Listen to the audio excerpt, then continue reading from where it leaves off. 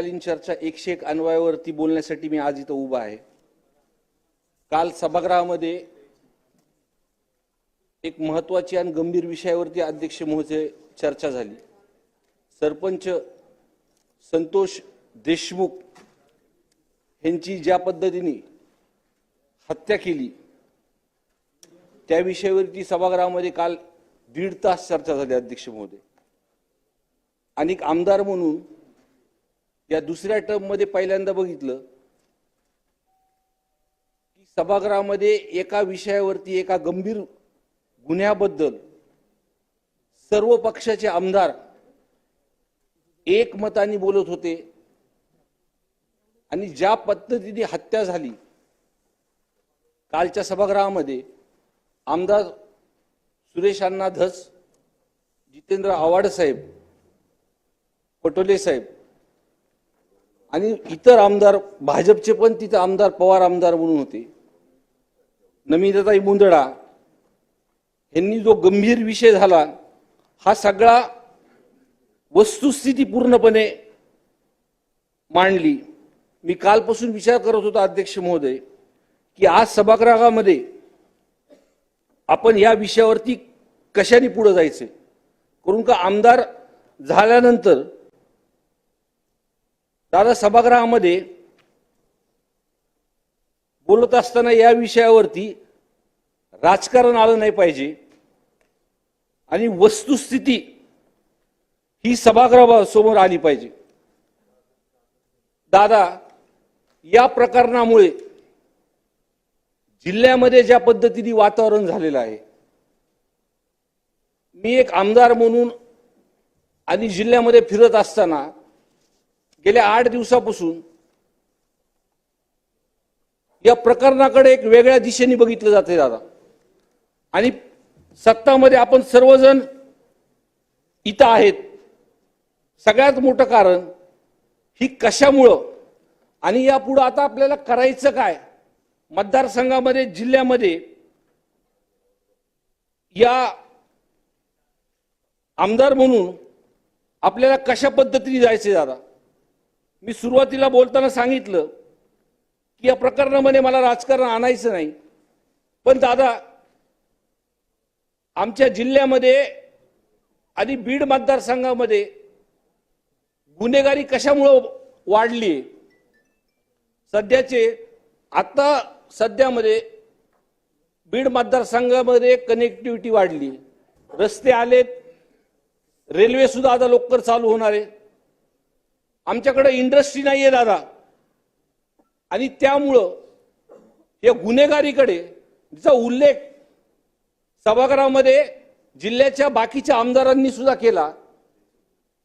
अध्यक्ष महोदय, मग ते वाळू असेल, मटका असेल, सट्टा असेल, क्लब्स असतील, दारूचे अवैध ठिकाण असतील, या सगळ्यांचा भरमार जिल्ह्यामध्ये झालाय आणि ह्याच्यावरती आळा घालण्यासाठी सरकारच्या माध्यमातून काही ठोस कदम आपल्याला इथं उचलावं लागतील दादा। अध्यक्ष महोदय, मी जातीचा जो विषय बोललो, उपमुख्यमंत्री साहेब, की आता परिस्थिती अशी झाली आमच्या जिल्ह्यामध्ये की 2 समाज आमच्याकडे जास्त, एक मराठा आणि वंजारा समाज, आणि जर या विषयामध्ये आपण जर प्रामाणिकपणे लक्ष जर घातलं नाही तर अध्यक्ष महोदय, तर परिस्थिती अशी आहे की साधे साधे व्यापारी एखादी गोष्ट घेत असताना समाज बघितलं जातं। देसाई साहेब, एखादा अधिकारी आमच्या जिल्ह्यामध्ये आला की त्याचं नावापेक्षा त्याचं आडनाव काय हे बघितलं जातं। आमचा जिल्हा हा पुरोगामी जिल्हा आहे, हा महाराष्ट्र हा पुरोगामी विचाराचा महाराष्ट्र आहे। अध्यक्ष महोदय, आमचा जिल्हा खरंच खूप चांगला आहे। हे जातीपातीचं जे राजकारण भोवलं जातं किंवा भूगोलं जातं अध्यक्ष महोदय, तर माझं उदाहरण जर म्हणलं तर माझ्या जातीचे लोक अध्यक्ष महोदय सुयाच्या टाचणीच्या टोका एवढे सुद्धा मतदारसंघामध्ये नाहीयेत. तरी सुद्धा बीड मतदारसंघाने दुसऱ्यांदा मला आमदार म्हणून निवडून दिला अध्यक्ष महोदय. पण ही जी काही घटना झाली आणि वस्तुस्थिती मी जिल्ह्यामध्ये फिरताना बघतो अध्यक्ष महोदय, दादा, शाळेमध्ये एखाद्याची शाळा एखाद्या समाजाची जर असली, मी त्याचा उल्लेख केला की मराठा आणि वंजारा समाज, त्या शाळेमध्ये तो विद्यार्थी जर एखाद्या मराठा समाजाच्या शाळेमध्ये वंजारी समाजाचा विद्यार्थी जर असला तर अक्षरशः तिथून ऍडमिशन काढून घ्यायची प्रकार या काही दिवसामध्ये सभापती महोदय चालू आहे. कालच्या घटनेनी जो काही क्रम सांगितला, ज्या पद्धतीने घटना घडली, 6, 9 आणि 11 तारीख, दादा, 6 तारखेला विंडमिलमध्ये भांडणं झाली. हा सगळा प्रकार जो आहे हे विंडमिलच्या रॅकेटमुळे चालू झाला आणि चालू झाल्यानंतर 6 तारखेला तिथं काहीतरी भांडणं झाली आणि ती भांडणं झाल्यानंतर संतोष देशमुख तिकडचा एक वॉचमन आणि विंडमिलचा अधिकारी शिंदे म्हणून पोलीस स्टेशनला कंप्लेन करण्यासाठी तिथे गेले सभापती महोदय, अध्यक्ष महोदय. आणि तिथं पोलीस स्टेशनमध्ये त्यांची नोंद व्यवस्थितपणे घेतली नाही, सिरियसली घेतली नाही. एक साधी एनसी दाखल केली. त्या प्रकरणाचे व्हिडिओ सुद्धा व्हायरल झाले. आणि 9 तारखेला, फक्त 6 तारखेला ऍक्शन घेतली नाही म्हणून 9 तारखेला हा गंभीर गुन्हा, संतोष देशमुखची हत्या झाली.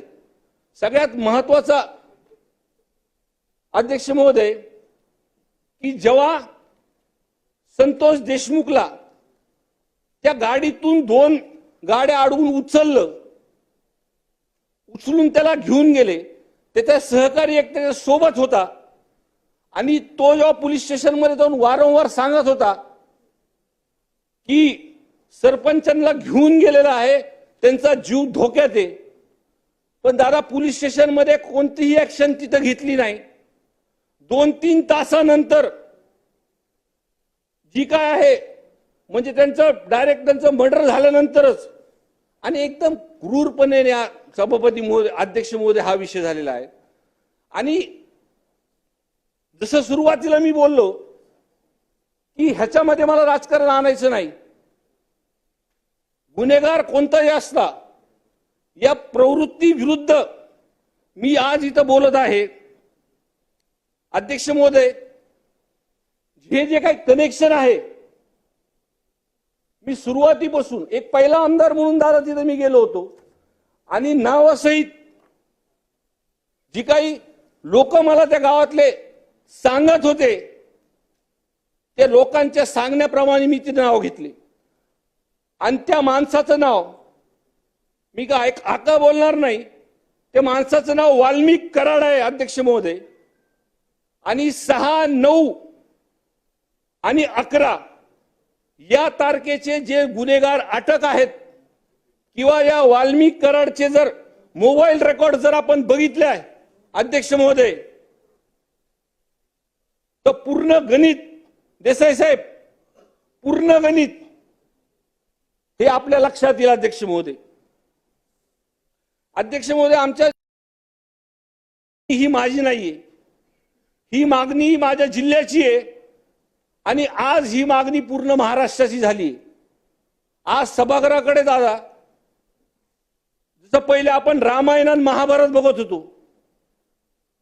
आणि रामायण आणि महाभारत लागल्यानंतर शुकशुकाट असायचा, टीव्हीकडे समोर लोक बसायचे, त्या पद्धतीने अध्यक्ष महोदय आज सोशल मीडियाचा काळ आहे. पण ह्या सभागृहामध्ये जो हा गंभीर विषय संतोष देशमुखांचा झालेला आहे, आज काय सत्ताधारी निर्णय करणार आहेत त्याच्याकडे पूर्ण महाराष्ट्राचं लक्ष आहे अध्यक्ष महोदय. आणि अध्यक्ष महोदय, जे खोटे गुन्हे आहेत, मी ज्याचा उल्लेख इथं ते रामकृष्ण बांगर कुटुंबियाचा केला, त्या विषयामध्ये मी मीडिया समोर बोलल्यानंतर काल माझं असं लक्षात आलं की परत त्यांच्या कुटुंबाला त्रास देते आणि त्यांनी पूर्णपणे सीसीटीव्ही फुटेज पासून सगळ्या गोष्टी त्या ठिकाणी ते उपस्थित नाहीये हे पूर्णपणे दाखवले. अध्यक्ष महोदय, माझी पूर्णपणे नम्र विनंती आहे, जे मी सुरुवातीला सांगितलं होतं की आमच्याकडे इंडस्ट्री नाहीये, आता कनेक्टिव्हिटी आल्यामुळं आणि या सरकारमध्ये आमच्या मागण्यांकडे लक्ष दिलं आणि मदत केल्यानंतर जर इंडस्ट्री तिथं एमआयडीसी चांगल्या उभा राहिल्या तर हे सगळे 2 नंबरचे धंदे बंद होतील. माझी प्रामाणिकपणे इच्छा आहे दादा, मी आपल्या नेतृत्वाखाली काम केलेलं आहे दादा. आपण एखादी गोष्टीची ऍक्शन घेतली, एखादी गोष्टी आपली विरुद्ध जर वस्तुस्थिती खरी असली तर आपण ऍक्शन घेतात आणि त्याच पद्धतीने अध्यक्ष महोदय या प्रकरणात ऍक्शन झाली पाहिजे. आणि माझी पूर्णपणे मागणी अध्यक्ष महोदय, पहिली गोष्ट अध्यक्ष महोदय, हे जे माणसं आहेत वाल्मिक कराड सारखी, आमचा जिल्हा हा पुरोगामी जिल्हा आहे आणि जातीपातीमध्ये 2 समाजामध्ये जे तेढ निर्माण जे आमच्या जिल्ह्यामध्ये झाले या माणसामुळे झाले. कुठेही खोटे गुन्हे दाखल करायचे शेलार साहेब, वस्तुस्थिती बघा तुम्ही, कुठेही खोटे गुन्हे दाखल करायचे, हे आता कुठंतरी बंद झालं पाहिजे अध्यक्ष महोदय. आणि हे खोटे गुन्हे आणि या गुन्ह्याच्या तपासामध्ये जे पण काल त्या विषयावरती चर्चा झाली, काही लोकांनी एसआयटी म्हणले, आव्हाड साहेबांनी त्याच्यावरती ज्युडिशियल इन्क्वायरी सांगितली. माझी इच्छा आहे अध्यक्ष महोदय की या प्रकरणात ज्युडिशियल इन्क्वायरी लावा आणि माझी अजून एक सरकारला दादांना एक आमदार म्हणून सूचना आहे की हे लोक जोपर्यंत अटक होणार नाहीत, एक तर पहिला त्याच्यावरती खंडणीचा गुन्हा दाखल आहे, खंडणीचा गुन्हा दाखल आहे तरी तो अटक नाही. दुसरी माझी मागणी आहे अध्यक्ष महोदय की तो 302 जो झालेला आहे त्या 302 मध्ये मेन मास्टर माइंड हा माणूस आहे, म्हणून 302 मध्ये कारस्थान म्हणून ह्याचं नाव 302 मध्ये आलं पाहिजे. ह्याला अटक अधिवेशन संपल्याच्या आधी झाली पाहिजे. कारण का अध्यक्ष महोदय, हे लोक केस तोडण्यामध्ये बाकीच्या काय गोष्टी करण्यामध्ये हे लोक माहिर आहेत, त्यांना अटक झाली पाहिजे. आणि अध्यक्ष महोदय ही केस अंडर ट्रायल चालली पाहिजे अध्यक्ष महोदय, आणि ज्युडिशियल इन्क्वायरी लावून लवकरात लवकर निकाल काढून फास्ट ट्रॅक वरती जो सरपंच अध्यक्ष महोदय, खरी परिस्थिती त्या गावात गेल्यानंतर दादा मी बघितली, पहिला आमदार म्हणून त्या गावामध्ये गेलो होतो. तिथं गावाच्या लोकांसोबत बसताना जेव्हा ते फोटो व्हायरल झाले नव्हते दादा त्या विषयाचे अध्यक्ष महोदय, आणि ते फोटो बघितल्यानंतर चांगल्यांची टाळकं सर्कल असा विषय होता अध्यक्ष महोदय. आणि ते गाव इतकं शेलार साहेब असं गुपचूप बसलं होतं, म्हणजे एकीकडे भीती होती आणि एकीकडे मनात रोष होता त्यांच्या. त्यांना उघडपणे बोलल्यानंतर त्यांची मानसिकता अशी झाली होती की त्यांनी मला शेलार साहेब असं सांगितलं की आम्हाला जर न्याय भेटला नाही तर आम्ही पोलीस स्टेशन जाऊन टाकू म्हणले. मी मला असं करू नका, हा विषय आपण सभागृहात मांडणार आहेत आणि त्या पद्धतीने काल मांडण्यात आला. आणि जर ह्या वाल्मिक कराडला दादा अटक जर झाली नाही तर अधिवेशन संपल्यानंतर म्हणजे जिल्ह्यामध्ये काय परिस्थिती होईल आणि लोक रस्त्यावर उतरायची तयारी करतात रे अध्यक्ष महोदय. कायदा आणि सुव्यवस्था ही सांभाळणं अवघड होऊन जाईल अध्यक्ष महोदय. आणि माझी एक प्रामाणिकपणे मागणी आहे, त्या कुटुंबावरती अन्याय झाला अध्यक्ष महोदय, त्या सरकारच्या माध्यमातून कशी त्यांच्या कुटुंबाला मदत करता येईल हा पण एक विषय आपण बघा अध्यक्ष महोदय. परभणीचा पण जो काही विषय आंबेडकरी विचाराचा युवक ज्या पद्धतीने त्यांची हत्या झाली अध्यक्ष महोदय, त्या विषयामध्ये पण गंभीर तपास करा. आणि माझी कळकळून आणि हात जोडून विनंती आहे सरकारला, आपण पवारसाहेब काल आपण भाजपचे असून सुद्धा आमच्याबद्दल मत मांडलं आणि मुख्यमंत्री साहेबांनी सुद्धा ज्या पहिल्या अधिवेशनामध्ये सांगितलं होतं की विरोधी बाकावरती आम्ही ऐकून घेऊ, त्या पद्धतीने आपण सर्वांनी आमचं ऐकून घेतलं. आपण सर्वांनी सुद्धा आम्हाला साथ दिली. पण या प्रकरणात आम्हाला न्याय द्या एवढीच आपल्या सर्वांना हात जोडून विनंती करतो आणि मला बोलायला संधी दिली म्हणून आपले आभार मानतो अध्यक्ष महोदय. सन्माननीय सदस्य, टूर्स अँड ट्रॅव्हल्स विश्वातील एक विश्वसनीय नाव मँगो हॉलिडेज घेऊन आले आहेत धम्माल फॉरेन टूर्स खास तुमच्यासाठी. एक्झॉटिक युरोप 17 रात्री 18 दिवस, साऊथ आफ्रिकन सफारी 9 रात्री 10 दिवस, नॉर्दर्न लाईट्स 8 रात्री 9 दिवस, दुबई अबुधाबी 5 रात्री 6 दिवस, व्हिएतनाम कंबोडिया 8 रात्री 9 दिवस. तर आजच आपली सीट बुक करा आणि आपल्या फॉरेन टूर्स मेमोरेबल करा. मँगो हॉलिडेज म्हणजेच अविस्मरणीय सहलीचा अनुभव. मँगो हॉलिडेज, चौथा मजला, स्वोजिस कॅपिटल अतिथी रेस्टॉरंटच्या वर, लॉ कॉलेज रस्ता, पुणे 4. संपर्क पुणे 83 839 505 किंवा 80 80 81 74 54. मुंबई 83 839 503 किंवा 96 53 18 74 78. Come on guys, hurry up. अरे सुन ना, एक ब्रेक ले लेते हैं. Guys, I am telling you, तुम लोगों को सही से ट्रैकिंग नहीं आता. But that's okay, you can learn. रोज का ढक्कन देना. ये रेड वाला है, सही वाला देना. अबे ढक्कन, पहले तो सही पानी पीना.